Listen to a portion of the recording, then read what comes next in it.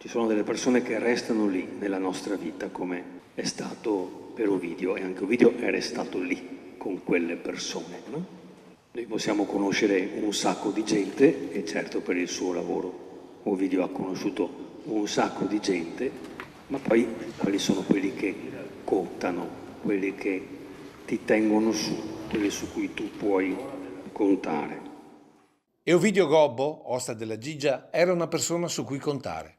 A testimoniarlo gli oltre 100 volti presenti oggi nella chiesa di Santa Maria del Sile, che l'hanno voluto salutare per l'ultima volta.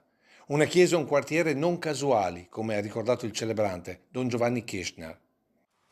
E lui era nato qui e siamo tornati qui con lui alla sua origine, no?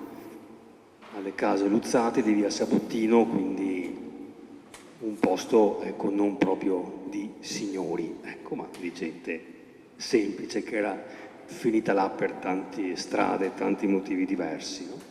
Ad ascoltarlo la famiglia, ma anche il socio di una vita che ha condiviso la disperazione per un'attività andata in fumo e poi la scelta di rilevare una delle osterie simbolo di Treviso. Chi lo conosceva bene non si immaginava che fosse uno fatto per fare l'oste, per stare in mezzo alla gente, per parlare con tutti.